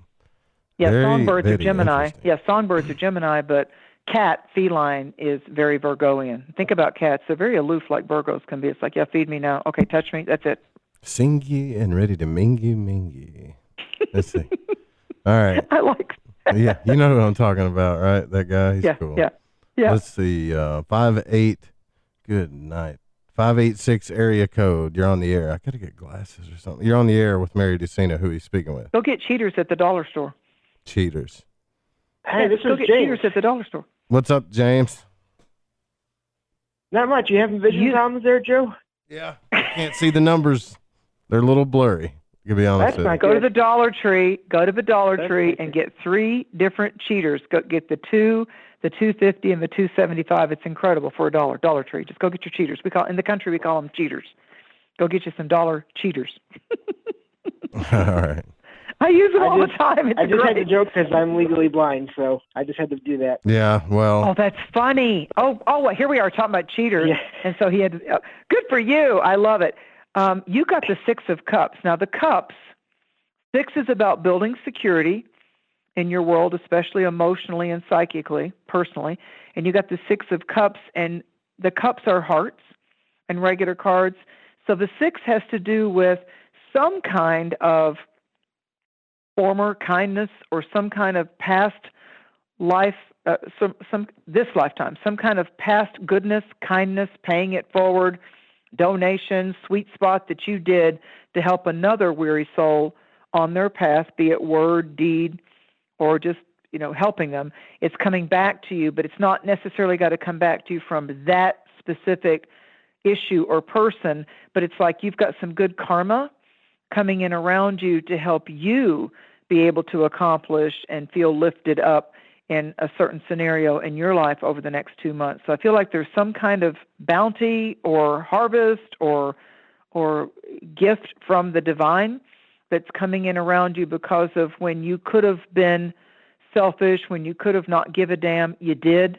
You stepped up, you took the action. I seem to want to go back to 1993, 1994. Does that spark any memory for you? No, I was only 12 then, 11 or 12. Okay, think later on. I was born. Think about who might have been encouraging and very supportive to you in 93, 94. What was the sweet spot in your life? Maybe your secret nature spot, your secret garden. Something fortified you at that time whenever the wild things would come up in life. At that 93, 94, Spirit's telling me that one of your sacred guides, tools of coping and strengthening and being encouraged orbited around you in that year. So I want you to give that some thought over the next couple of days. I just want you to, who was really around me? What was the main themes of my life? 93 going into 94. I was 12 going into 13 years old. What was like really the best part of that time? Because there's something there. There's some kind of medicine. There's some kind of rich medicine bag, as we call it, that you can bring forth to 2021. That was something that was a kindness or a gift in life from that time and how it's gonna bloom again. It's what it is. And the other card that just fell out is the Queen of Wands.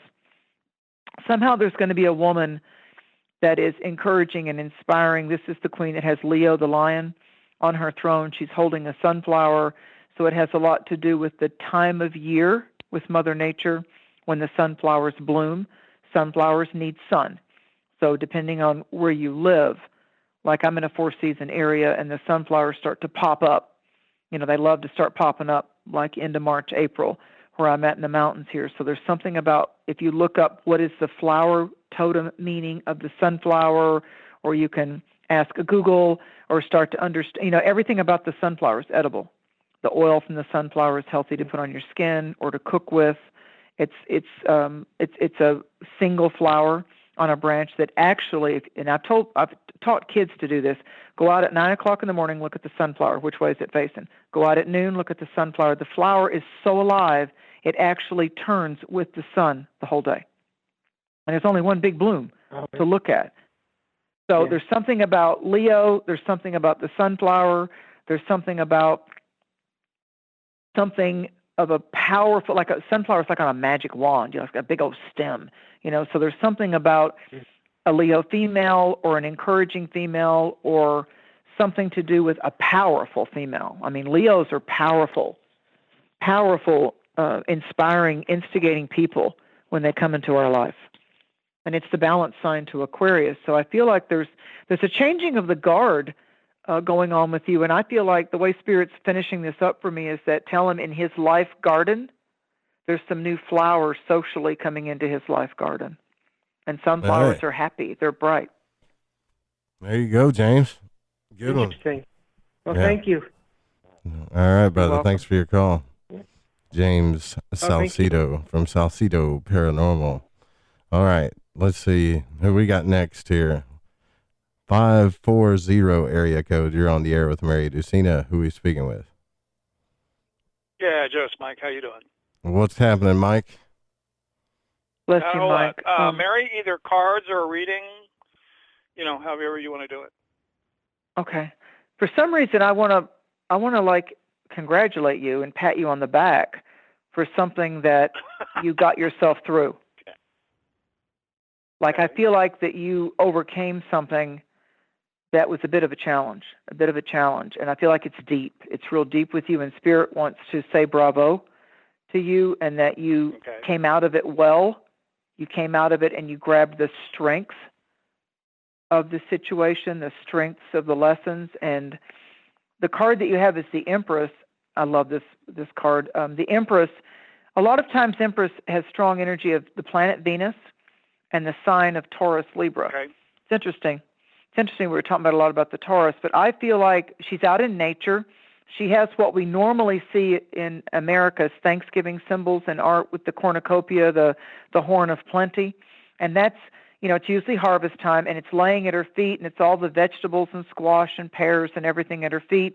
She's holding the golden wheat in her lap because she is the queen of the harvest. Like after Indian summer, she's the queen of the harvest. So her throne is the bounty of Mother Nature. So you may meet someone that's going to teach you something about which herbs to grow or organic gardening, or find that you really like hanging out with people that can teach you about like a little making your own little raised bed. And I'm going to grow some of my own beets and garlic, and you know, I'm going to do some of that this year. And I feel like there's something romantic about it. There's something that's like, not only is Mother Nature a different kind of medicine, a very sensual type of medicine, but that whole concept of, I got to tell you, I get excited when I go to the dollar store and I buy my moonflowers and my beets and my garlic, and I get them going. You know, I'm chomping at the bit now to start getting my hands in the dirt. So it's like in the soil, in the soul of Mother Nature, and that whole magic. I mean, you actually get to bear witness. And you want me to teach you about magic? Let me show you some alchemy. Plant that bitch and watch.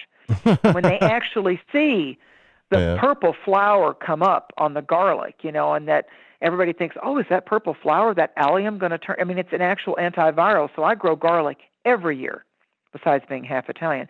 So you want these oregano and garlic and find out which flower, when you just walk past the seed section at the big box store or the dollar store, whatever, just walk, or the Lowe's or Home Depot, just go to the seed section and look at what color calls to you, and look at what vegetable seems to draw you into it, and go, why am I fixating on that? And then look up the qualities of that medicinally, holistically, and say, maybe that is my power color. Why am I drawn to the yellow flowers? Well, there are more yellow flowers in nature than any other color of flower, and all yellow flowers specifically nurture the liver and the kidneys. Interesting. So there's some neat things that you can learn about that I feel like is going to be like medicinal power for your soul. It's like you having that alone time. You may be taking a quick little Master Gardener's course or something, or like learning about that. You're going to meet some cool-ass people in that realm. I just feel like that's some of your tribe. No, what do you think, Mike? What do you think? Well, I did just come through something that was pretty difficult. So yeah, that's awesome. Yeah, that's for sure. Yeah, and I think the symbology of the planting of new seeds is cathartic for you. It's going to be a metamorphic perception for you, because it's like, I'm the dirt. I weeded my garden, and I'm going to just go buy one thing and pick it and plant it. Just plant it and say, this is the new me. This is symbolic for my eyes and my hands to touch and to actually see. I'm going to grant this soil for it to come to life. And as you're planting it, whatever you went through, now cast the magic into that seed, that if it's a new relationship or an upgrade in job or money or whatever, go ahead and let that seed bear fruit for you or bear blossom for you on that. It's okay to do magic with that. Okay. All right.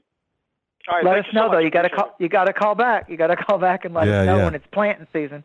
Thanks, Mike. Thanks for your call, brother. Interesting, man. Like, I'm jealous of that reading. I want to do all that stuff. Joe, you can do it too, honey. Yeah. All right. I mean, Ryan. I mean, he'll teach you how to plant and get some food now. Well, I know how to plant a garden. I come from the country, but I want to learn some of that. You should. Yeah, I want to learn some of the more alchemy and spagyria stuff. Absolutely. Listen, it's one of the most inexpensive ways when people say to me, "Well, I want to learn about transference and transmutation and alchemy." Do you? Let's go to the seed department. Yeah, right. Yeah. What color are you drawn to? Spagyrics and Paracelsian stuff. Yeah. You can take it as deep. Oh, yeah, you'd be good with that. You can take, especially with that Cancer planet in your chart, because that moon being able to nurture it and it give you life. And when you plant food, it's actually bearing fruit for you. It's bearing seed or a nut or a fruit for you. Some of those plants you can actually snack on the blossoms, like elderflower, but they're giving back life to you. That's interesting. I mean, I grow tomatoes every year, heirloom tomatoes every year. And the blossoms, when they come out, I go out and I touch them and I thank them, and I'm like, they look like little yellow stars. Isn't that the most country thing, right? To grow tomatoes? Yeah. That's one of my favorite things to grow is tomatoes. I like a tomato and mayonnaise. I like a tomato mayonnaise sandwich. Oh, yeah. Tomatoes or cucumbers, right? That's a good life. That's a good life. All right, let's go to the next phone caller here. We got a couple of lines open if y'all want to take advantage of it, because time's ticking. 502 area code. You're on the air with Mary Dusina. Who are you speaking with? Hi, this is Sarah from Kentucky. Sarah from Kentucky. How you doing, she's country. Sarah? Yeah. She knows about Mater sandwiches. Then she knows about Mater sandwich. Yeah. Yes, I do. Sarah, I feel like you're. Go ahead. My question was more for my daughter. She's sitting next to me. She's had a hard couple of days, and she's almost 18 and going off to college, and just lots of life changes. If you wanted to give her a message to help her rest. Hi, daughter. It's your Aunt Mary. You can call into the show with Uncle Joe anytime. You can go to college, and I come on once a month. And when you're not right there with your mama, you can call Uncle Joe and you can call Aunt Mary, and we will give you a reading. So there's one nice little thing you've got in your traveling bag. I feel like that. It's funny, the card of the Hanged Man reverse came out, and that has a lot to do with things being all topsy-turvy, and it seems like it's upside down, and she's both excited and nervous, at the same time, it's just like, oh gosh, I'm leaving things that I used to bitch about, but I'm very familiar with, and I'm going to actually have to take my feet and walk out the door, and everything's going to be new, and I'm going to be a little bit like scaredy clown, and I'm going to be like, is it going to be okay? And so I feel like that something about in 2 weeks, I feel like that all those little nervous butterflies in her stomach that she has, she's like very confident. And I see with her, I see a lion around her. So I feel like that she has very strong animal guides, very strong animal protectors around her. Like, I think as she goes forward in life, she's going to find that even stray dogs like her. It's just like, I feel like animals, like, they get it with her. Like, like she's safe, she's real, and she would be quite the defender of the stray cat or the stray dog. Like when the people are like, oh, run that cat off or run that dog. I say, hey, wait a minute, maybe it's hungry. Stop that. Yeah.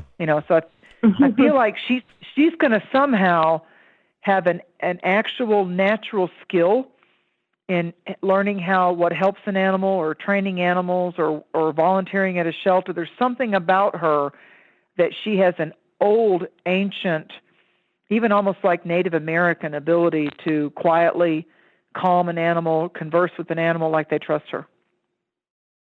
Has that developed with her yet? What? Yeah, that's pretty interesting. She likes animals. What college is she going to, if you don't mind me asking?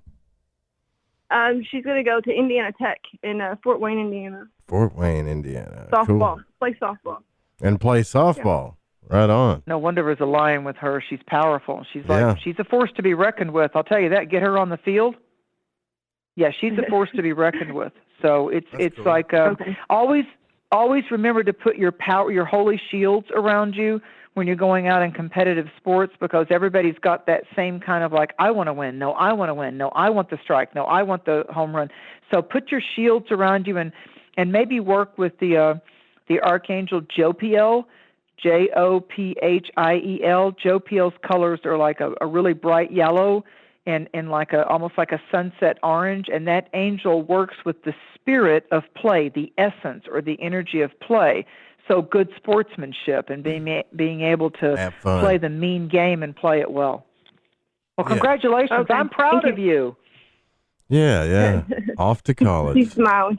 Fun times. Well, and remember, she can take the number, write the number down for her, and when I come back on the new moon, if she gets a little bit lonely or bored, she can call Uncle Joe and Aunt Mary. Yeah, right. Thanks for your call. Congratulations too. Off to college, man. See, I miss that stuff. Everybody's talking about COVID and everything. Someone going off to college. That sounds like fun. Excellent. Do you know how much we're going to appreciate being able to actually travel and meet up with people at a happy hour or a movie? Oh my gosh, movies. That'd be great, right? Yeah. Popcorn. 563 area code. You're on the air with Mary Dusina. Who are we speaking to?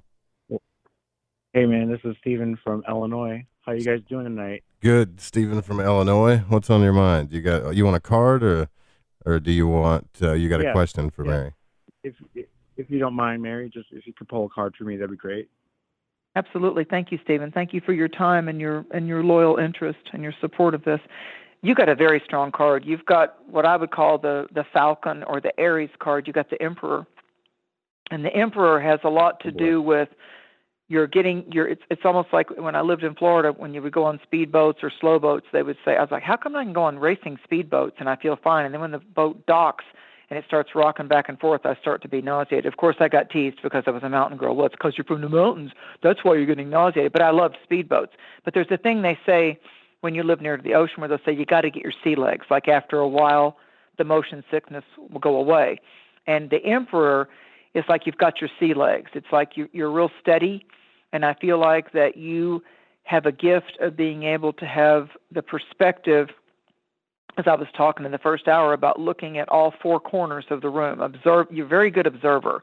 And when you walk into a restaurant or you walk into a place or you even walk into someone's home, you're scanning, like you're looking where the doors, where's the exits, what do I feel in the room? So you're somewhat like almost like we used to talk about, Joe, the dowsers that would be able to go out with like branches and be able to locate water, like the land dowsers and all that, and people that go out with metal detectors.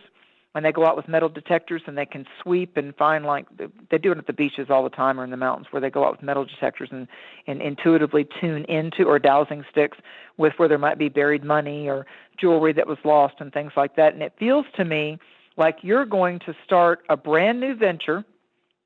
I do see that it could be symbolically as the new year actually begins at spring equinox. That's Aries.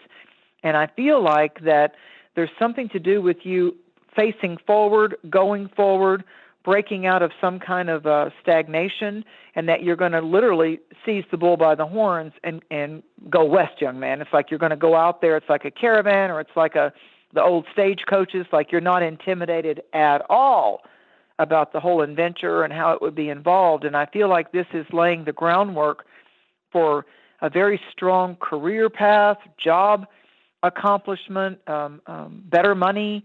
I just feel like there's something that you're like, its time has come and you're going to embrace it. You're like really going to go into something 100%. Has that started for you yet?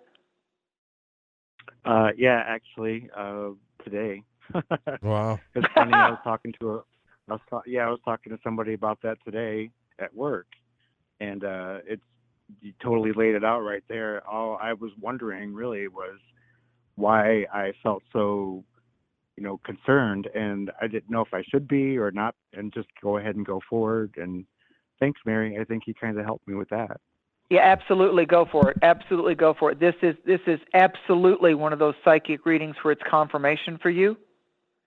Yeah. So, anytime we boldly go out for that brass ring, certainly there's going to be like little hurdles that we have to jump over or step over, or, go forward to, back up one, then go forward 4 steps. I feel like this is a part of your destiny, and it's going to open up a lot of doors professionally and socially. It's like going to be good for you all the way around. It's going to stretch you, make you go out of the envelope a little bit. You're not going to be quite in your normal, predictable comfort zone, but it's exactly what you need. All right. Well, thank you very much. Thank you for calling, brother. You got to call us back and let us know in a couple months, especially in the Aries time, like March, April. Call us back and let us know what's going on. Always let us know what's going on. All right, so let's do these last 2 phone calls like really quick here. Let's see. Okay. First one's going to be 973 area code. You're on the air with Mary Dusina. Who are you speaking with? Hey, how's it going? It's Paul. Just calling to wish everybody happy new moon, and also just to get a card pulled if possible. Thank you, Paul, and happy Valentine's. Happy Valentine's. We haven't mentioned Valentine's. Likewise. Happy Valentine's. Happy Valentine's. Yeah, happy Cupid's Day. Okay, I got the 7 of Wands. Yeah, I'll take it. I got the 7 of Wands. This is a fire element, and it has to do with you seeing your way clear. Like I feel like where there were, I keep getting the word, where there was once interference, there's now going to be clarity. Where there once was missing pieces of the puzzle, it now gets solved. So it seems to me the key word for this is resolve, resolution, solution. And I feel like that literally could be in 7 days. I mean, the 7 of Wands, 7's a very mystical, powerful number, and it may be the next day that adds to a 7. So it could be like February 16th. 1 and 6 is 7. So there's something about very the 7. And I feel like that you had, it's almost like when you get sand spurs or you get like thorns when you're trying to get the pretty rose, and the thorns get you at first, like, damn, like, that one got me, so it feels like that you're working with thistle. Yeah, it gets you, like, damn, there's certain plants that you have to respect them because they're like dragons. They'll fire right back at you. They'll spike you. It's okay. So it's like, hey, I'm going to come in again, and I'm going to be. It's like if you forget to thank the plant in my world, it'll be like, yeah, watch this. You want that rose? I mean, I don't ever go cut yellow roses anymore because I love them, and I grow all kinds of roses. But my neighbor said, "Oh, you can go get some of those yellow roses." I mean, it stabbed me every time, even though I went. The yellow roses are beautiful, though. Jesus. I love them. I love them, but it's like this plant does not want me. Yeah. Oh. This plant, and it was an heirloom rose too, and I was just going to try to cut it at an angle like I studied and get it growing just across the lake, across the street, but it did not want me to get any of its stems. And she laughed and she said, I never get stuck with it. I said, this plant does not want me to propagate it across the street. I'm not doing it. I'm leaving it alone. It's got its mess. All right. I mean, they cut my hands and everything. What's the wrap up here for Stephen? Okay, I feel like that. Just think about the number 7, and I feel like that you've already come through the main solving of the puzzle, and now it's just about solving it, putting it up, and enjoying the lesson. Yeah, It's like the game of life Paul, and how I'm to sorry, play it. not Steven. Paul, what the hell was I thinking? No, no worries. All right, worries. No you worries. call us back too, Paul.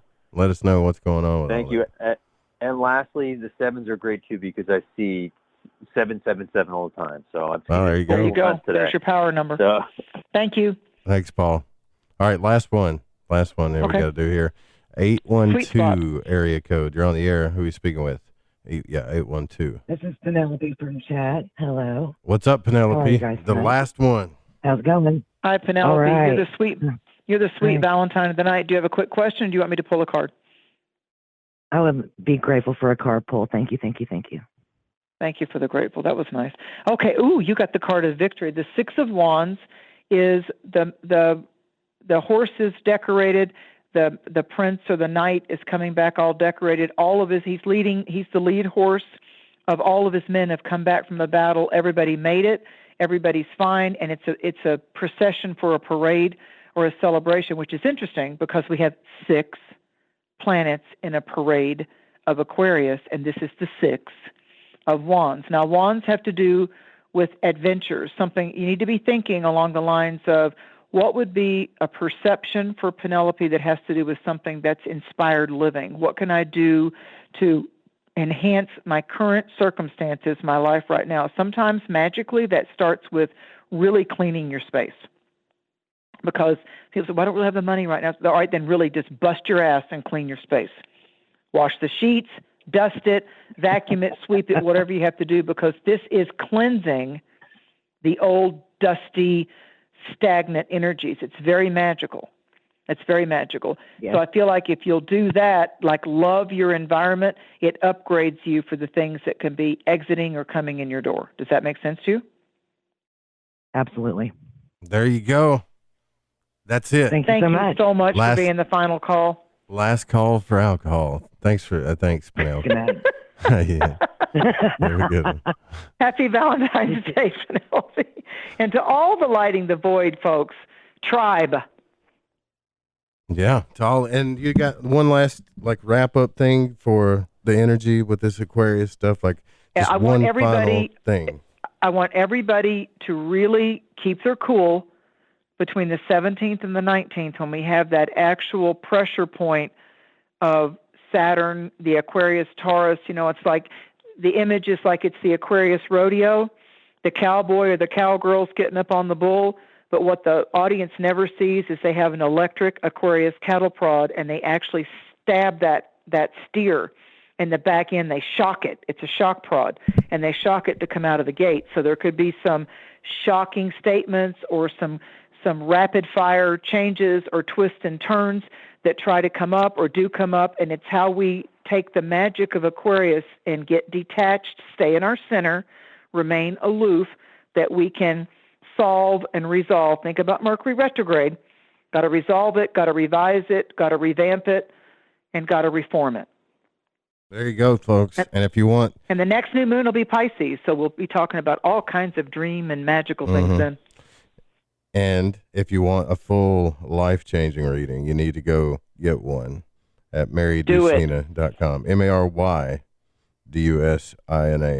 Mary Dusina. Thank you for coming on the show, and we'll see you again. Thank you, Captain Aries. We'll see you again when the moon turns dark. That's right, when the stars shine. If you're listening live, make sure you stay, because even if you're a little tired, because Ryan Gable's coming up next from the Secret Teachings. Everybody loves Ryan, right? He's good. He's a great researcher. Yeah, he's like one of the best for sure. And I'm actually, well, I'll tell you guys later. Jesus, I'm not going to give away all the good stuff.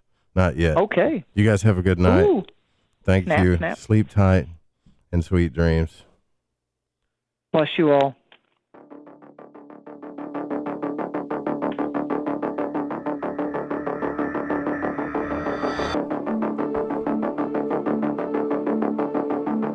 All right.